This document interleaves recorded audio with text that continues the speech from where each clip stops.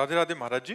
महाराज जी, जब मनुष्य को उसके पूर्व जन्मों के कर्मों के हिसाब से दुख या सुख भोगना पड़ता है, तो क्या पांडवों और कौरवों को भी उनके पूर्व जन्मों के कर्मों की वजह से सुख अथवा दुख भोगना पड़ा था? अवश्य भोगना ही पड़ता है, जीव को भोगना ही पड़ता है अपने अपने कर्मों का, अनेकों जन्मों का। जैसे भीष्म जी ने कहा कि हम बाणों की सैया में हमें तो 100 जन्म तक देख रहे हैं कि हम, तो भगवान ने कहा 100 जन्म के आगे की बात है।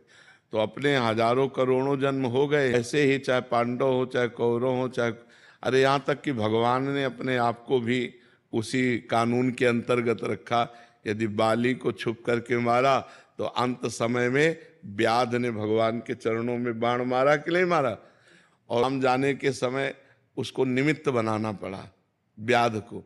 तो हमें लगता है जैसे दशरथ जी से गलती हो गई, श्रवण कुमार का वध हो गया शब्द वेधी बाण से, बुड्डुब्बे से घड़े की आवाज थी तो उन्होंने समझा कोई मृग पानी पी रहा है, तो शब्द वेधी बाण संधान किया, श्रवण कुमार की छाती में लगा। पिता माता ने यही कहा, जैसे मैं पुत्र वियोग में तड़प रहा हूं ऐसे तुम तड़प कर प्राण त्यागोगे। तो देखो भगवान हुए, पर उनको समय हा राम तड़पते हुए प्राण त्यागे।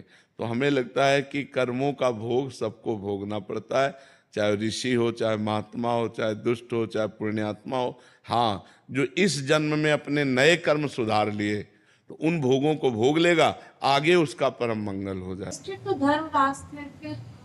तो धर्मराज को नहीं भोगना पड़ेगा क्या? त्रुटि हो गई मांडव्य ऋषि के द्वारा, उनको विदुर जी के रूप में आना पड़ा। वो तो धर्मराज जी के अंश से थे, तो हम भगवान के अंश सीधे, वो तो धर्मराज के अंश हैं और हम किन के अंश हैं? भोगना पड़ रहा है कि नहीं?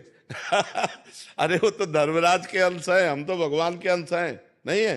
तो हमको जब भोगना पड़ रहा है तो धर्मराज के अंश वाले क्यों नहीं? कोई मिलावट नहीं है।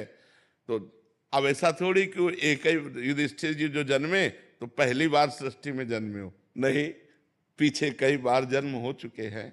राजसूय यज्ञ में एक चीता की टांग टूट गई थी, वो 3 टांगों से एक अन्न का कण लेकर बड़ी मुसीबत से जा रहा था। जी ने देखा, कहा प्रभु राजसूय यज्ञ में सब आनंद लूट रहे हैं, बेचारा एक चीता, क्या कभी इसको सुख मिलेगा? तो भगवान ने जानते हो क्या कहा? 14 बार इंद्र बन चुका है, 14 बार ये इंद्र बन चुका है। तो अब आप सोच सकते हो कि इंद्र 14 बार इंद्र पद पर बैठा हुआ चीटा बना हुआ, इंद्र की पदवी में महाराज नहुस और सीधे अजगर योनि में पहुंचे। तो ऐसे ही जीव की बड़ी गतियां होती हैं। तो वो तो धर्मराज के अंश से, हम भगवान के अंश से, हमें अपने कर्मों का भोग भोगना पड़ता है, तो फिर धर्मराज के अंश से